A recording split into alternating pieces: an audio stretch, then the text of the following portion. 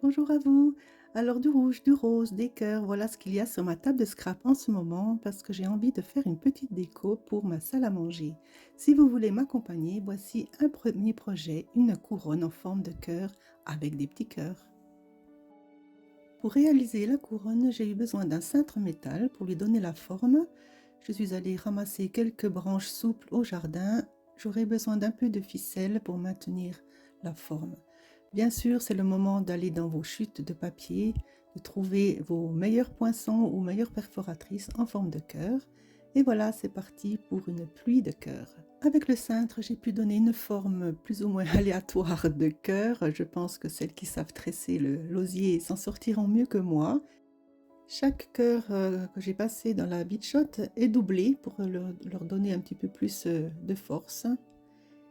Sur le massicot, je me trace un pli en son centre pour leur donner cette forme un petit peu aérienne.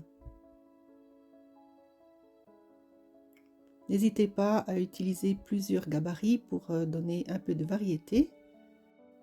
C'est à la colle chaude que ce sera le plus pratique puisque en fait je les colle de manière très légère par les pointes ou les bords pour avoir l'impression d'avoir une envolée de cœur.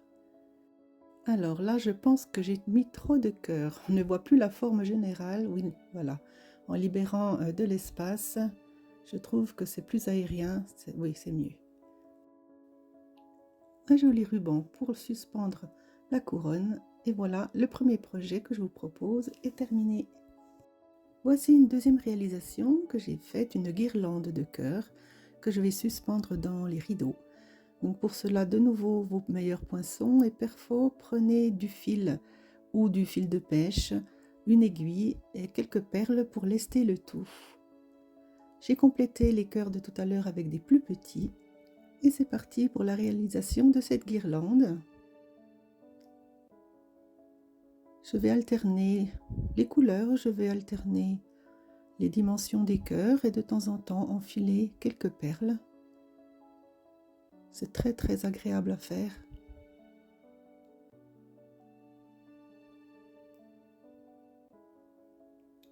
Alors c'est sûr que l'on n'est pas obligé de rester dans les tons traditionnels rose et rouge. Dites-moi en commentaire, vous, les couleurs que vous auriez choisies.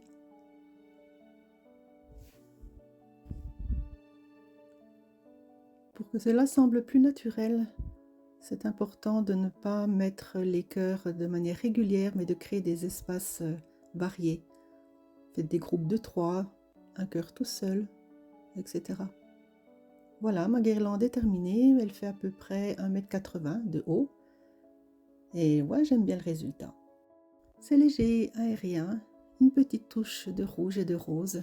C'est sympa. Je vous propose encore un dernier projet avant de nous quitter. Si vous avez de jolies images, c'est peut-être le moment de les encadrer. Là, j'en ai trouvé 2 sur Internet et je les ai mises au format scrap dans un cadre 30-30. Maté sur de jolis papiers coordonnés, j'ai adoré le rendu. Et vous, est-ce que ces 3 projets vous ont plu? Si vous le souhaitez, je vous retrouve avec beaucoup de plaisir pour d'autres petits projets sur ce même thème dans quelques jours.